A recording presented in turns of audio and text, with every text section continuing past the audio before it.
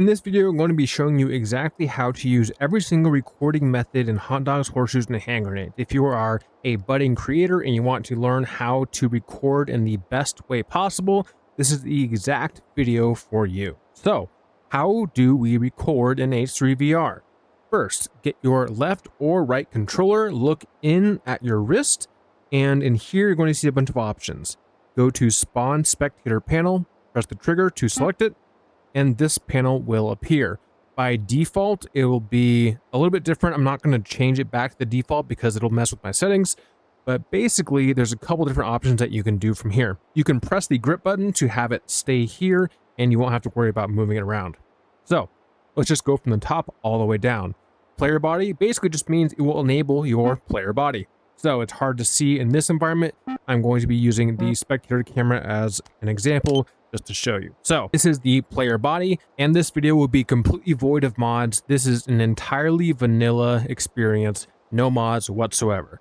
So player body basically just enables the hot dog of your player body. If we disable it, it goes away and all you have are controllers. If you enable it, which is right here, press that, then you will have a SOSIG body. If you want to change the SOSIG body, you can do that as well. To change this body, all you have to do is go to this panel here, and you have all these different options to choose from. To navigate this, basically this is the main panel for the categories. So each of these categories has subcategories. So if you go to Merc Wieners, press that with the trigger, then you can go to here and select every single one individually. And this is what those look like. I'm just going to go through each individual one so you can get a sense of what they look like. Again, all you have to do is go to any of these. Let's just say bangers. You can select anti-tank and you will turn into an anti-tank. We can go down the line, flamer, guard, all this stuff. There's honestly hundreds of different combinations of things you can do. You can be a whole bunch of different ones. Again, this is unmodded, so you will only be SOSIGs. You will not be any kind of other ones. If you see my channel, you know I typically use the ghost avatar. That is entirely modded. This is going to be a completely vanilla, unmodded experience. So on the default, it's basically just whatever every single VR game has. There's no changes whatsoever to the visual options. It's basically just whatever you see. If you go to HD Spectator, then you start to get into the different ways you can see yourself. So if you go down here to camera FOV, you can change the field of view for the camera. So we go minus will increase the field of view, so it's extremely tight. So when you look around, it will be very, very zoomed in. If you put it out, it will be very, very zoomed out. And you will get a wide angle field of view for you photographers out there. Plus is basically adding to the focal length. Minus is subtracting to the focal length. So with plus, this is basically like a 2mm lens. If you press the -10, you're going into the two 300mm lens options. I typically shoot at 75. It tends to be a very good medium for how you can see things. There are some of these options I don't necessarily understand, so if I skip something, that's probably why. The smoothing options are basically how smooth you want the camera to be. So you can see me moving around. It's very jarring to look at. When I look around, it's very difficult to see. I'm not entirely sure what linear smooth does. I've messed around with it. I think it has something to do with motion. So if you move back and forth, it should smooth it out. If we put this to 0, maybe it's different. I don't know what linear smooth does. Angular smooth is basically just moving left and right. So if we move left and right with our head, it's very fast and quick. If we smooth it out to 4, then it's very smooth. It basically makes a transition between looking left and looking right. So it's a smooth transition rather than a quick one like this. Roll removal is basically the pitch and roll of the camera. So if I tilt my head left and right, you'll see that there is a difference in the view there. If I enable 4 roll removal, then I tilt my head left and right, and it basically stays in the exact same position. When I'm recording, I typically have roll removal on 4 because it's much less difficult on the audience to see what you're looking at when you don't have that extra axis of movement. Depending on how you aim your gun, whether you're left or right-handed or left or right eye-sighted, this will change which eye the aiming is looking at. So I typically aim with my left eye, So if I put this gun up and I want to aim with my left eye, you will see the red dot on the left eye. If I am a right eye shooter, you can press camera eye right, and that way you can see what happens on your right eye. Since I am a left eye shooter, if I go on the left eye, you will not see the red dot there because I'm looking through the opposite eye than the right one. Render quality is pretty self-explanatory. It's just the quality of the render of the actual scene itself. You can go from low to medium to high.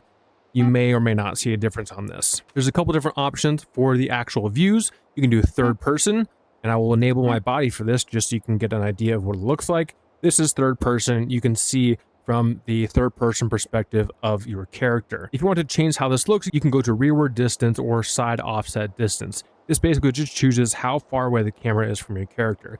So if you go to third person, then you go to 0, it's very close, or very far. Side offset, left or right. Pretty self-explanatory. If you go to spawned object, it will enable the object that has been spawned. So there are two different objects. There's camera and rail cam. Camera, you can click that. A camera will fall to the ground, and this is basically just a static camera you can use. If you press trigger, you will enable that camera. It will not be enabled unless you press trigger.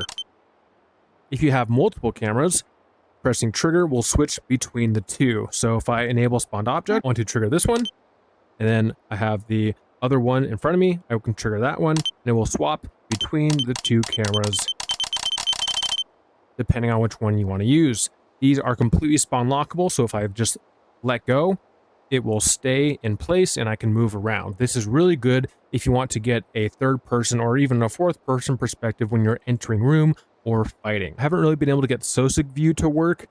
I'm sure there's some way to do it. I literally never use it because it's so difficult to figure out. But essentially the idea is that you will be seen from the SOSIC point of view. So if you spawn a SOSIC, you will be seen from that point of view. I never mess with this. I honestly don't really even know how it works. I've tried to figure it out and it's really confusing, so I just never use it. The other option is the rail cam. Again, press the trigger on here to select, and then a rail cam will appear. To use this rail cam, simply find a gun with a Picatinny rail. I'm just going to go with an assault rifle because those typically work pretty well. They have a lot of Picatinny rails. Picatinny rails, if you don't know, are these bumpy surfaces on the guns. So if I want to attach this camera to the gun, you can see the forward and backward position. I can place it onto the gun and move it around exactly where I am. I'm still holding grip, by the way. Once I release grip, then it will be locked in place. Then I can press grip once the ball on my controller turns white. That indicates you're about to interact with an object, so I press and hold grip on the camera. I press B on the right controller or Y on the left controller to activate that camera. And then we go to spawned object, and now we are looking from the view of that camera. If you want to move the camera, simply press the grip and then press X on the left controller or A on the right controller, which will remove it, and you can place it on a different Picatinny rail. So if you want to go on the side, you can place it here, release grip, go to spawned object, and now you have the camera on the other side, just like that. Again, press grip once the ball has turned white to grab it. Press the bottom button on your controller. I'm going to be using Quest controllers, so if you have anything else, sorry, you'll have to figure that out. And you can remove the camera to do whatever you want with it. The camera works in the exact same way as every other camera. All cameras in the game work in the exact same way. So if you want to change the field of view, all you have to do is go to camera field of view, press minus or plus, and increase or decrease the field of view. So this is minus, zooming in, and plus, zooming out. You can get an extremely wide angle view like that. You can even see my body here as well. Just be aware that if you have your body enabled, there are some views of the camera that will be completely blocked by your body. I typically keep it off by default because I don't want to record a bunch of footage and have my body in the way. It's happened before and it's really, really annoying to deal with. You can go back to 75, which is my preferred method. And this can be placed anywhere on a Picatinny rail, at least in the vanilla game. So let's say, for instance, I want to set up one of these cameras to see me walk into a room. All I have to do is wait for the ball on the top of my controller to turn white. I can press grip and then move this camera around. So let's say I want to film myself going into a room. I simply go into the room, get the camera, move it around to where I want, press trigger to activate it, and go to my spawn panel. The easiest way to get to the spawn panel, again, turn your wrist in on either side, go to spawn spectator panel, that will appear, go to spawn to object, and now you can see me walking into the room. If I can move this door out of the way.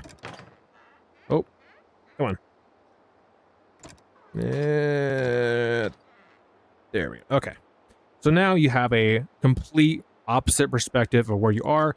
You see me walking into the room. Hello. And you can place this pretty much anywhere you want. You can do it below, above, literally anywhere in the game. You can place one of these cameras to get a view of it. So that's basically it. There are mods that change these different camera views, and there's also mods that allow you to have avatars, such as the ones that I use for my videos. But this is just a basic overview of the Spectator system. If you have any questions, leave them in the comments down below, and I will try to answer them as quick as possible. Thank you for watching.